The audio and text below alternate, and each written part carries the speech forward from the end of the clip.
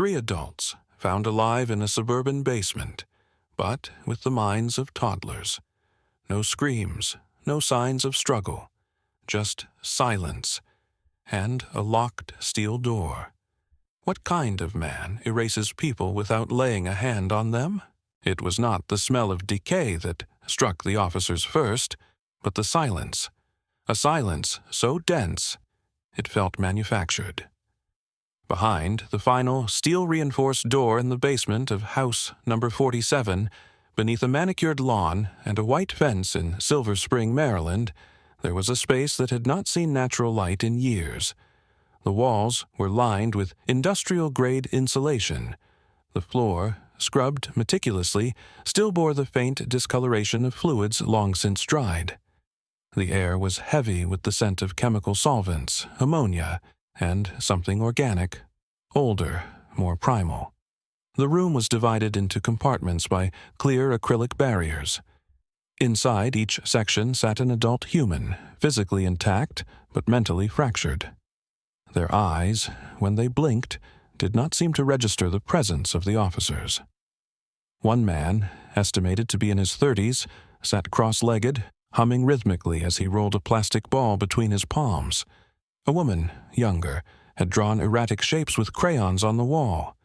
Another male, older and heavier, sat motionless, staring at nothing in particular, occasionally laughing under his breath. None of them spoke. None attempted to flee. There were no restraints, no visible signs of violence. But what the officers encountered was not peace, it was vacancy. A kind of human void, where cognition had once resided, now replaced by rote behaviors, gestures without meaning. Their reactions resembled those of toddlers, not due to trauma, but because of something else, something deliberate. This was not a scene of improvised captivity. It was a controlled environment, artificial lighting calibrated to mimic daylight, soundproofing to prevent anything from leaking beyond the thick concrete walls, feeding systems installed with precision. The police found intravenous ports carefully embedded in each subject's arm, cleaned and maintained, suggesting regular access and oversight.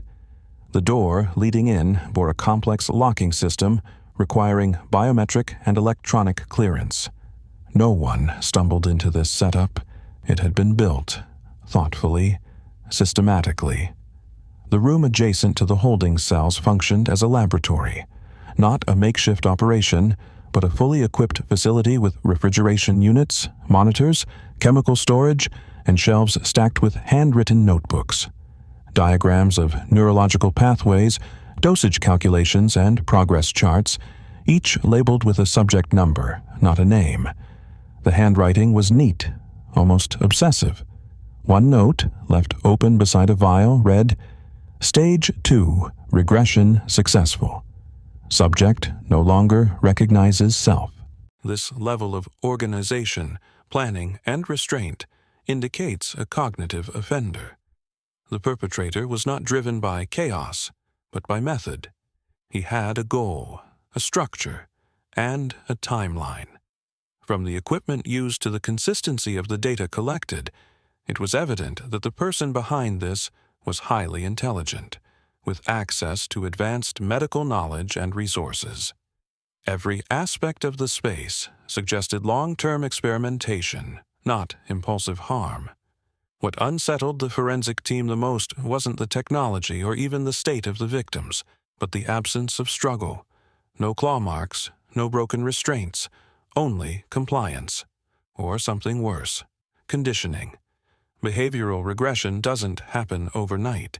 It is not the result of fear alone. It is manufactured over time, through isolation, chemical manipulation, sensory deprivation. The human mind, when stripped of memory, identity, and language, does not cease. It collapses inward. Evidence collected at the scene included a fingerprint recognition panel, outdated but still functional, a cache of modified pharmaceuticals, many untraceable through normal pharmaceutical supply chains, and, most disturbingly, a sequence of video recordings showing the progression of each subject, from coherent adult to nonverbal infantile state. The recordings were clinical, distant, No pleasure was taken in the process, which made it worse. Among the recovered items was a diary, bound in worn leather, its pages yellowed and curling at the edges. Inside, a single entry had been underlined twice. If the mind is damaged beyond repair, rebuild it from zero. This line, taken in isolation, might appear as an abstract thought, a theoretical pondering of consciousness. But when surrounded by cages, drug logs, and regressed adults, it ceased to be theory. It became doctrine, one that would come to define the motives of a man who once held a doctorate in physics, who had lectured on entropy and order, and who now used science to dismantle minds with surgical precision. The home at number 47 did not appear abandoned or neglected from the outside. The lawn had been trimmed the previous week. Packages from health supply companies were stacked neatly by the front door. A calendar on the fridge still marked appointments. But the basement told a different story. One of erasure. Not of bodies, but of identities. And as investigators stood amidst the remnants of what had once been people, now reduced to reflex and habit, one thing became clear. This was not a place of torture. It was a place of transformation. But the question was, into what? Before we continue, make sure to like and subscribe. It really helps us a lot. Thank you. The man behind the door was Robert Clark, 54 years old, formerly an associate professor in the Department of Theoretical Physics at a private research institute in Seattle. His academic record was unremarkable at first glance, intelligent, respected, quiet. But within that quiet, investigators would uncover a fracture, a break not in intellect, but in reason. His disappearance from the public academic sphere had begun in 2011. No official suspension, no scandal, no obituary, just absence. It was the same year his daughter, Emily, 8 years old, suffered a catastrophic brain injury in a car accident. Reports stated that she was left in a vegetative state. Life support was maintained for 7 months before being withdrawn. Robert Clark vanished from public life shortly afterward. What followed was a 5-year silence, a period of activity obscured behind layers of false addresses, cash-only transactions, and the use of pseudonyms in online research forums. The Clark that re-emerged in 2016 at house number 47 was not the same man who had once lectured on quantum theory. This version had a singular purpose, and he had structured his life around it. Documents retrieved from his encrypted hard drive painted a picture of a man who refused to grieve. Instead, he planned. Early entries were written in a tone of desperation, confusion, denial. He refused to accept that his daughter was gone, that her personality, her voice, her laughter, her essence had disappeared into the void of trauma. He became obsessed with the concept of identity as a construct. If memories made a person, and memory could be encoded, then perhaps it could be transferred. The hypothesis was not new. Cognitive theorists had long speculated on the storage and replication of personality traits, but Clark's approach ignored ethical constraints entirely. He theorized that by erasing the identity of another human being, systematically dismantling memory, language, and ego, a vacant vessel could be created. From there, the imprinting could begin. Not cloning, not resurrection. Recreation. One behavior at a time. The subjects he chose were deliberately selected. Each victim had limited social ties, no active family, no employer who would notice an absence. Some were transient, others recently released from medical institutions. All were vulnerable, and all were invisible. Clark offered food, shelter, sometimes medication. There were no abductions, no signs of forced entry or struggle. His manipulation was psychological, subtle, calculated. Within weeks, each subject would vanish from society, reappearing only within the walls of the basement. Phase 1 involved isolation, monitored silence, and basic sedation.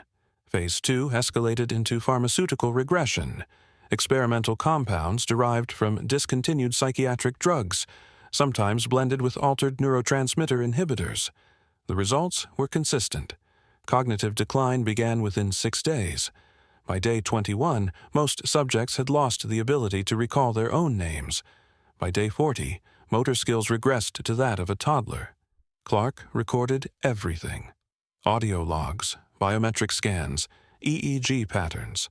He treated his victims not as patients, but as test cases. In one entry, he noted that Subject 7 had begun responding to the name Emily after repeated exposure. There was no emotion in the note, no excitement, just a timestamp and a dosage adjustment. In another file, a short video clip showed Subject 9, a young woman, being asked to point to her nose. She failed, then smiled.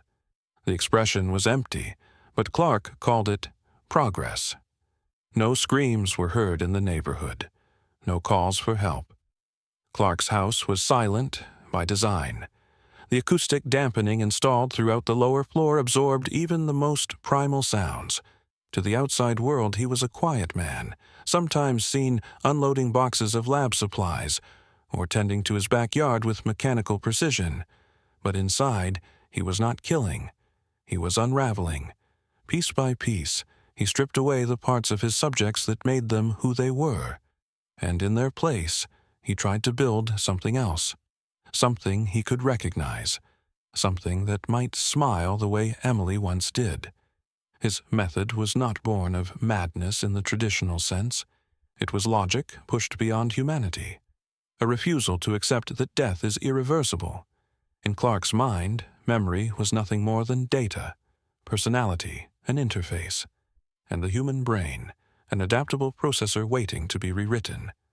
But what he failed to acknowledge was that identity is not a formula.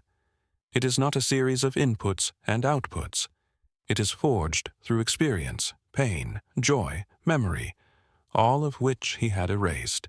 By the time law enforcement uncovered the extent of his experiments, Clark had already begun preparations to relocate. Surveillance footage showed him moving equipment to a secondary site. Subject 9 was loaded into a vehicle, wrapped in a blanket, carried like a child. She did not resist. She did not speak. She looked at nothing and blinked. Her fate remains unknown. Clark refused to speak of her. When asked about the missing subject, he only said she was almost ready. The clarity of his notes, the order of his process, the silence of his subjects, none of it pointed to impulse. This was not a crime of passion. It was devotion distilled into method. And in that devotion, he lost all trace of the world as it truly was. By the summer of 2019, the investigation had grown beyond the confines of a single residence. Agents traced financial transactions that led to shell companies registered overseas, each one funneling modest but consistent payments into accounts controlled by Robert Clark under various aliases. The origin of these funds remained obscured, laundered through medical research grants and nondescript consulting firms. What became increasingly clear was that Clark had not acted in complete isolation. While he alone orchestrated the experiments, someone, perhaps multiple individuals, had provided support. Whether they shared his vision or simply profited from it, the system had been well maintained. A forensic search of his encrypted correspondence revealed repeated messages sent to a contact known only as sponsor. The exchanges were clinical, stripped of emotion, limited to progress updates, biometric data, and requests for chemical compounds. The responses were brief, affirming.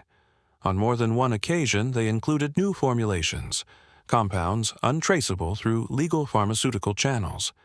The language used was precise, as if exchanged between peers. The implication was chilling. Clark had collaborators, or at the very least, observers. Further evidence emerged from a logo discovered engraved on the inner side of the steel basement door, a stylized human silhouette enclosed in a diamond, marked with the initials RMI. Though not listed in any federal or academic database, cross-referenced search revealed a possible entity, the Regressive Medicine Institute, an organization operating under various pseudonyms, believed to be a closed circle of individuals devoted to radical theories of neural transformation. No formal structure was found, no office, no staff, but whispers of its existence appeared across obscure medical forums and defunct online communities. In every case, the same pattern emerged: interest in memory manipulation, synthetic identity construction, and neuroplastic regression. Meanwhile, 3 of Clark's victims, the ones recovered from the basement, were transferred to a secure neuropsychiatric facility. Their conditions were stabilized. But recovery was another matter entirely. Subject 4, a male identified through DNA as Michael Dorsey, showed limited cognitive recognition. He responded to his name, occasionally recognized images of family, but could not form coherent sentences. Subject 13, later confirmed to be Thomas Baker, displayed more advanced motor coordination, yet remained emotionally detached, his responses limited to mimicked expressions. Subject 9, her name never recovered, was the most damaged. Her MRI scans revealed extensive neural restructuring, particularly in the frontal cortex and hippocampus. She exhibited no awareness of time, place, or self. They had not been beaten, or starved, or restrained, but they had been emptied, stripped of memory, of language, of agency. Their minds had been dismantled from within, methodically, with surgical precision. As one attending neurologist described, it was not brain damage in the traditional sense, it was intentional reconfiguration, as if someone had tried to rewire the mind to function as something else, something simpler, more pliable. Clark was held without bail. During his preliminary hearings, he remained silent. He neither confirmed nor denied the charges. When presented with evidence, photographs, lab data, video files, he stared at them with a dispassionate calm, occasionally scribbling notes on the inside of his palm with an invisible pen. He did not argue. He did not justify. He did not seek redemption. Only once, when shown photographs of the 3 surviving subjects, did he react. A brief tremor in his jaw, a whispered sentence, spoken more to himself than to the room. Failures. They were never going to hold her. No further elaboration was offered. He was returned to his cell. In a final search of Clark's personal belongings, investigators uncovered a small pendant. Inside, a faded photo of a young girl, Emily Clark, smiling, her hair tied in 2 loose braids. On the back, engraved in small, careful letters, were the words, "Still with you." The case never found its true ending. Subject 9 was never located. No formal ties to the Regressive Medicine Institute were confirmed. The identity of sponsor was never revealed. Forensic analysts speculated on the possibility of other facilities, places like the one beneath house number 47, operating quietly in other parts of the country, or the world. But speculation offered little comfort. In the years that followed, Clark remained incarcerated. He never confessed, never cooperated. He was eventually diagnosed with a rare form of dissociative delusional disorder. But those who studied the case closely doubted that label fully explained what had occurred. His actions were not chaotic. They followed a logic, however fractured, a pattern, however dark. What lingered was not the horror of the crime itself, but the silence left behind. The sense that something fundamental had been violated, not just the bodies of his victims, but the very premise of who we are, and what remains when memory is taken away. Clark's legacy was not written in blood, but in absence, in the hollow stares of those he left behind, in the names that were never spoken again, in the spaces where identity once lived and now does not.